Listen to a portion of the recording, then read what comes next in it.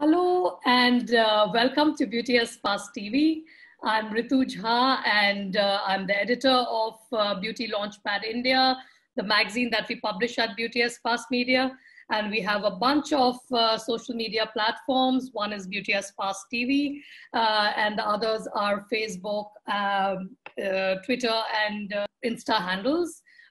Please do follow us on these handles and kind of give us your feedback about our talks with the greatest of the greats. Today we have the honor to have with us Jessy Jacob. She is the founder of Fit the Soul. She is an architect turned wellness and leadership coach. She has a very interesting career wherein after having been one of the topmost architects and earned great accolades in Bangalore, she then decided to give all of it up. Am I right that you gave it all up, Jessy? We will focus on that. And she's now a wellness strategist, which is very interesting. As a career, nobody thinks of becoming a wellness strategist. We all think of becoming maybe spa experts or wellness, advisors or something, but a wellness strategist is a very interesting role. Jessy also works with the girl child in schools and colleges across India, Middle East, Africa, and UK. And as a proponent of wellness, Jessy has devoted a fair amount of her time to fitness. And we would love to know from her. As a trekking enthusiast, she has climbed Everest Base Camp in Nepal, Mount Kilimanjaro in Tanzania, and the rest are, one can just imagine. So she was part of a professional marathon running group for more than 4 years. So welcome to Beaute Espace TV, Jessy Jacob. It's really an honor to have you with us. Thank you, Ritoo, for inviting me on this. It's really a pleasure to be here with you. You're welcome. Jessy, I have actually been reading your profile, and I've realized that you're one of those very unique, very special people, professionals who have kind of worked themselves inside out. We all start once we have a career, which is making good money for us, and we have good fame. We generally don't think of kind of switching a career or doing something else. We might donate to a cause, or we might do something else. But here you are, you're becoming a wellness strategist after doing successfully being an architect for 25 years. So tell us about those milestones and what made you get to laying the foundation for Fit My Soul, and I think it's in 2016 that you launched this new venture of yours? 2015. Okay. Till 2014 and I was an architect. All right, sure. Okay. Please tell me. Yeah, 2016 I set up Fit the Soul, but I actually stopped practicing architecture in 2015. Sure. Yeah. So I was successful by people's standards, doing very well, flying from city to city. I was on this Wednesday morning flight every week to Bombay for a client, all of that. But at 45, I realized I was really not well inside. I was obese, highly diabetic. And my son used to say, Mama is always hungry, sleepy, or tired. That was just the description of me. And at 45, one of my high school friends, childhood friends, she had a cardiac failure. And at that point of time, her heart was only pumping 30%. And the doctor said that she had to lose weight for her heart to cope.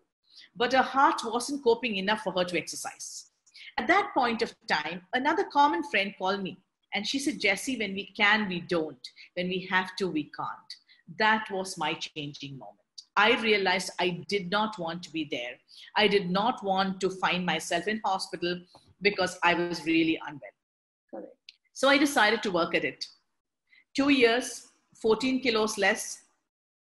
And I had really become an adrenaline junkie.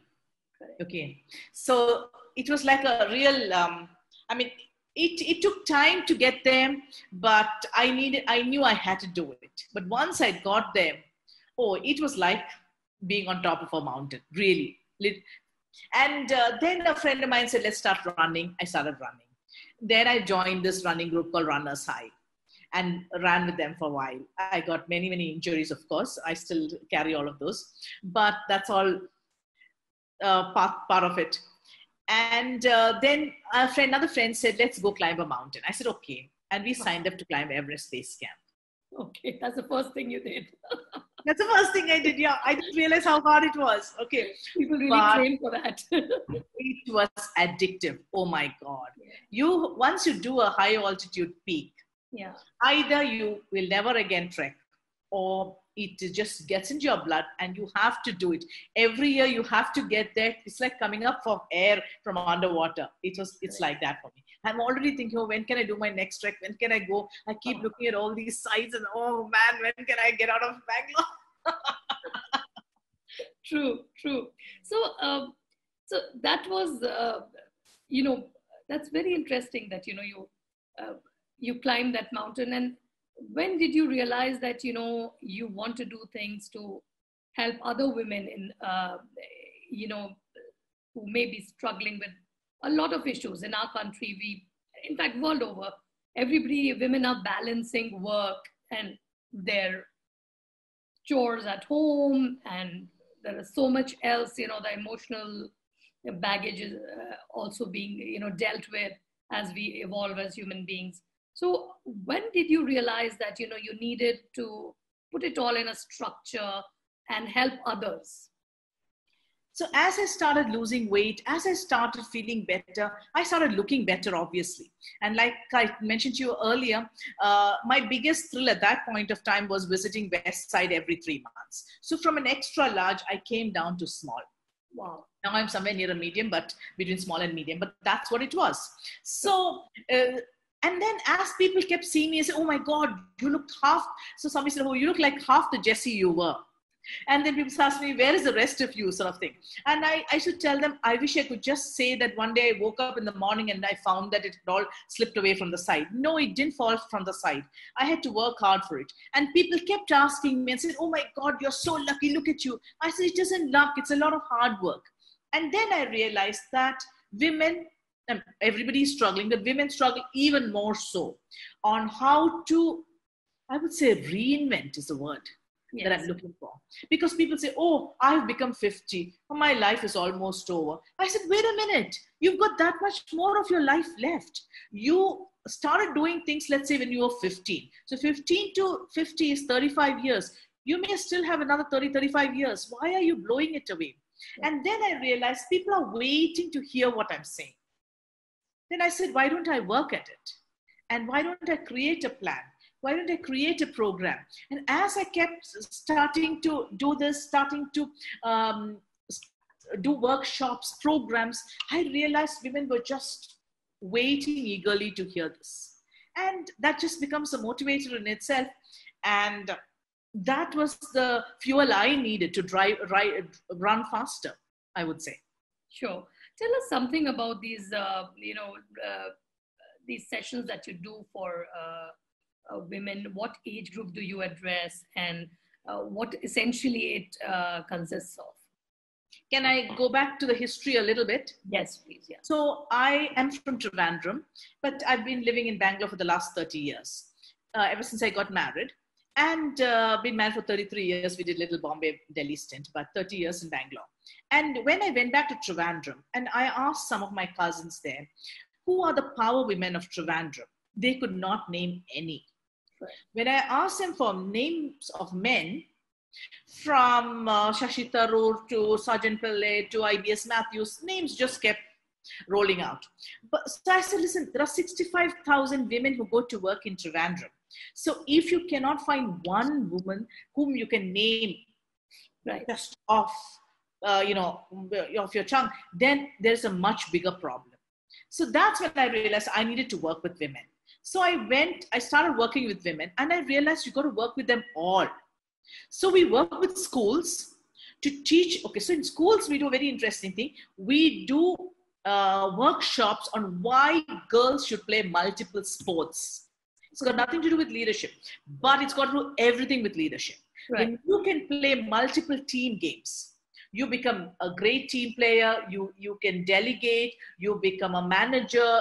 All of the things that you learn in multiple sports in school is what you use as a corporate executive.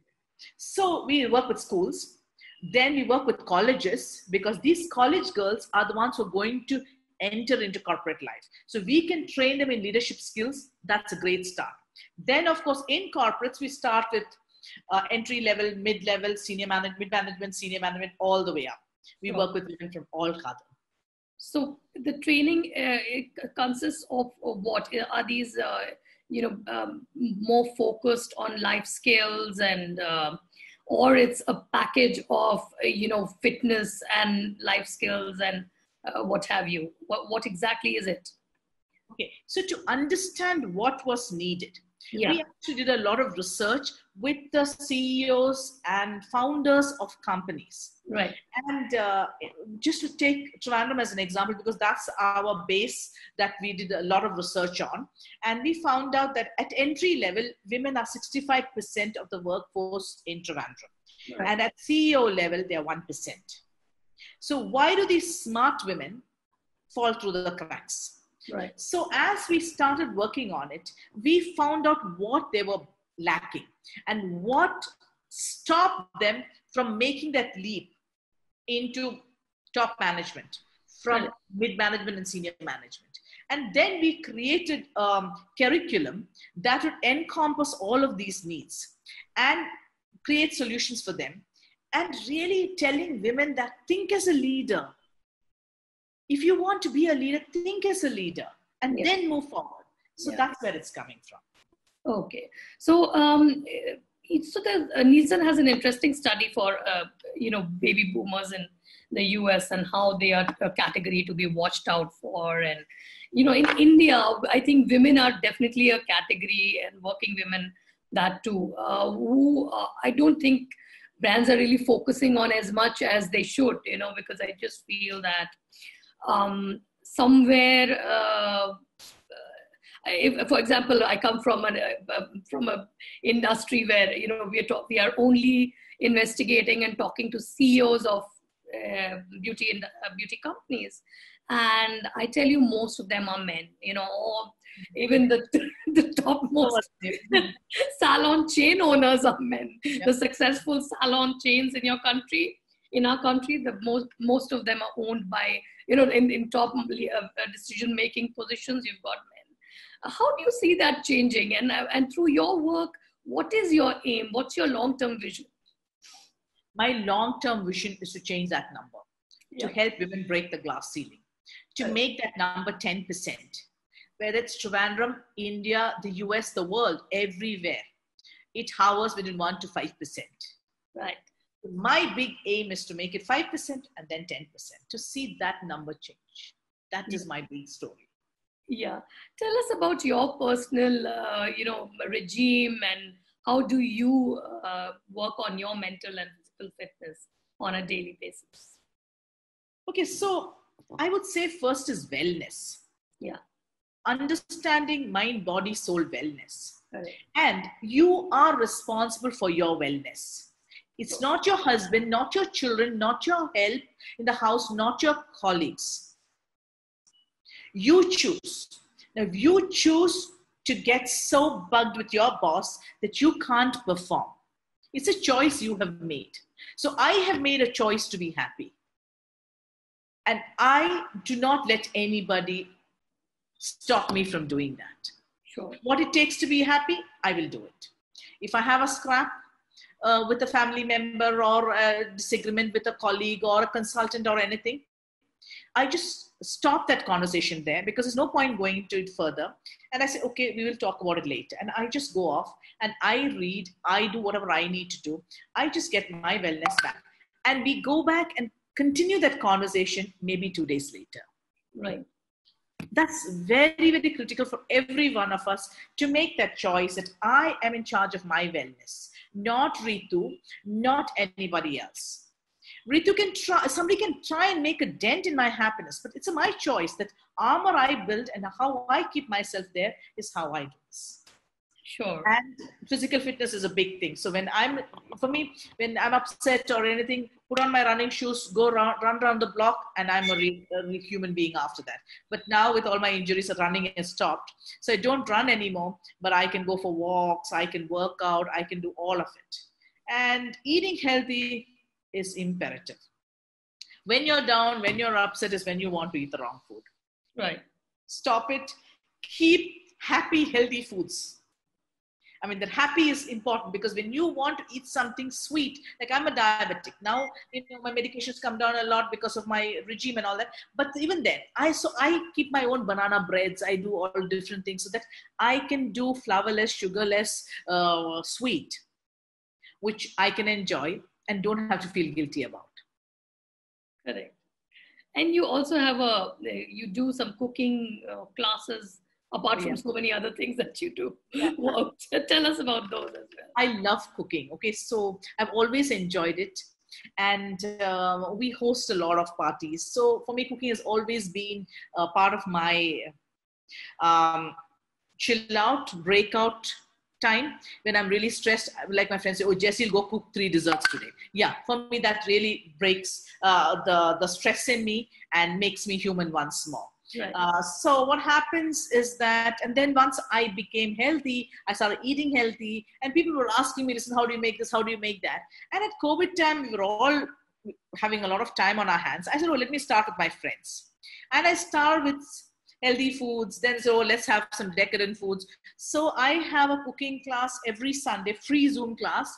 And I have people in from the US, Sweden, Israel, Middle East, all over India. It's great fun because Africa, I have somebody from Namibia coming in. So it's great fun to have them all. And it's my breakout time. And it's like we all have great conversation. And the best thing is that I have a lot of newbie cooks, bakers who say that, oh, wow, you've demystified baking for us. Okay. Wow. And I love that. Sure. So is it coming from some trainings you have done in this field? I'm sure there's a lot of research that goes in, no? Lots of research and lots of experimentation, no training. I've never been trained. I've never trained. I would have loved to have done that, but I've never really had the time. But sure. Now that I eat healthy, I just keep on finding new ways of making happy, healthy foods. You talk a lot about reinventing yourself. And how do you, what's that inflection point when you feel that, it's time to reinvent, it's time to, kind of renew yourself and, kind of look at some changes? Was there an inflection point in your life when you did it yourself? And how do you kind of recommend the people who come to train under you? How do you tell them to watch out for those signs that, that might be the inflection point for change? So I have written a blog on that. So I realized that from the age of 40, every 5 years, I've reinvented myself, whatever it was. So at 40, I think there was that one tipping point that happened. And then every time the tipping point happens, I'm aware of it and I start doing something different. What I tell people is don't wait for a tipping point. There has to be a storybook.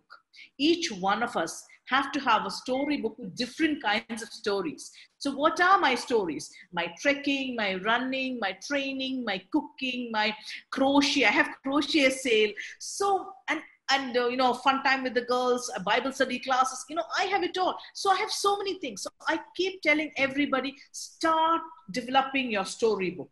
That your storybook has different stories. And as you keep working on it, and when you feel that you're not happy, you're not at peace with whatever you're doing, something needs to change. I'm not telling you to change your husband or your children at that point of time. Or your mother or your mother-in-law, not negotiable. But the point is that you can change other factors around it. Right. That's what you can change, you should change. And how do you change it? By working at it. So I always say your work is maybe 100 here and everything else is 0. You start working on those. Let those come up to 50, 60. That's when you make the change. So when I made the change to stop being an architect, by which time I was already trekking, I was already running, I was already doing a lot of things. So those things had already come up, and these things were almost at the same level, and I could drop this and pick that up.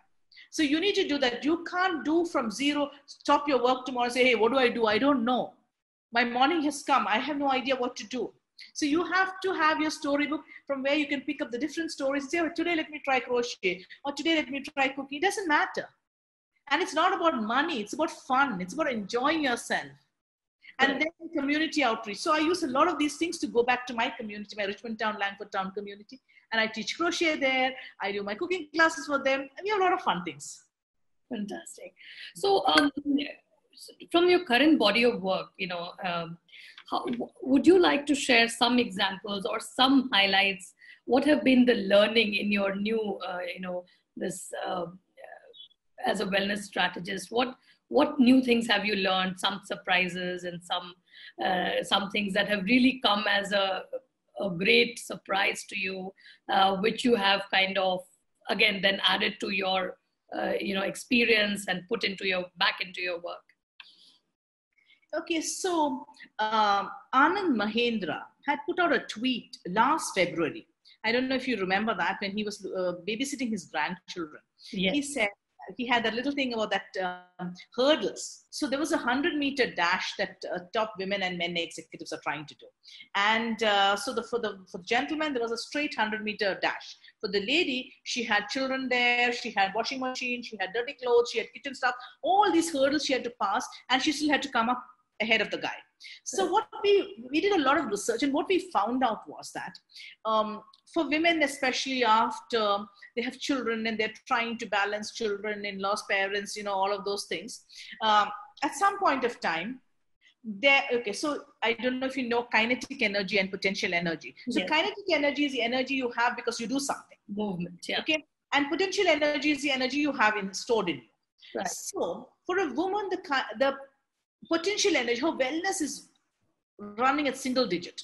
So potential energy is almost 5, 7, 0, whatever there, percent. Okay. And her kinetic energy, because she's just so stretched, that is also about 25%. Okay. And one more thing is leadership training. So for her, once she got married, had kids, so she's got two concentrations, home and office, home and office. So she has no time for training. For the guy, once he gets to work and then he's had kids also, he has a lot of time on his hands once he gets into mid-management. So he starts investing in leadership skills, in project management, goal setting, in number crunching, different things.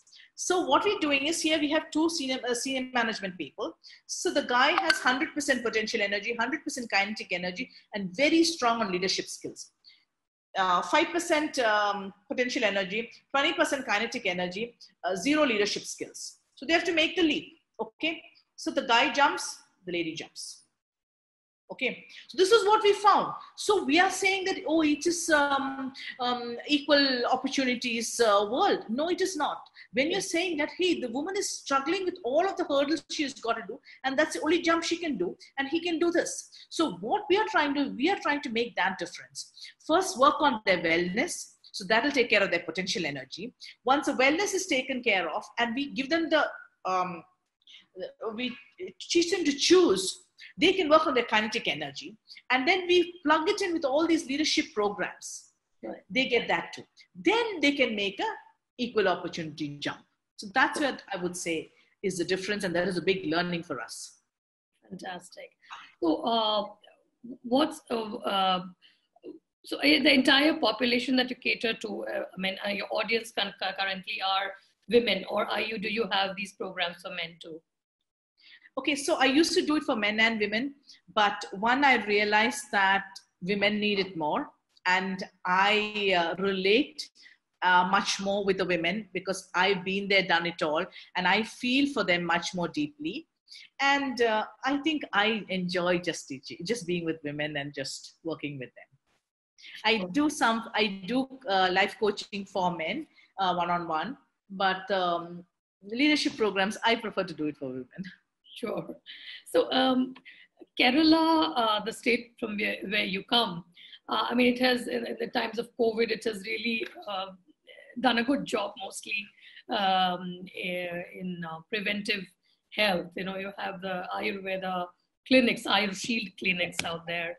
What is your mantra of building immunity in the times of COVID? And what if, specifically in times of COVID, what as a leader have been your learnings, and how do you relate them to your, what you do today? Okay, so the first thing is immunity. Yeah. And I'm a big believer of naturopathy. Okay, so be natural. So first thing in the morning, I have my turmeric and my pepper, because turmeric can't be absorbed by the body without pepper. So we have it with pepper. So not just me, the whole family. Now, a lot of my friends also have it. And every year I would get a cough sometime in December and it would go on till about March. It was just like an allergy cough in Bangalore. And I was thinking this year, if I had got it, they would have put me into a COVID clinic immediately, because it's that bad a cough. But I've been doing this turmeric and pepper for the last 10 months. I haven't got a cough. So one is, do that. Take your supplements, whatever you need to do. Make sure your veggies, fruit, and all of that are balanced. Work out. Your body has to have immunity. That can only come when you work out. And then try and get as much sleep in, and don't stress. I know this sounds like motherhood statement, but really, I mean, just doing this takes you a long way. Correct. And finally, what's your vision? When is the next reinvention plan happening? And and where are you headed? Where do you see yourself, like maybe 5 or 10 years hence?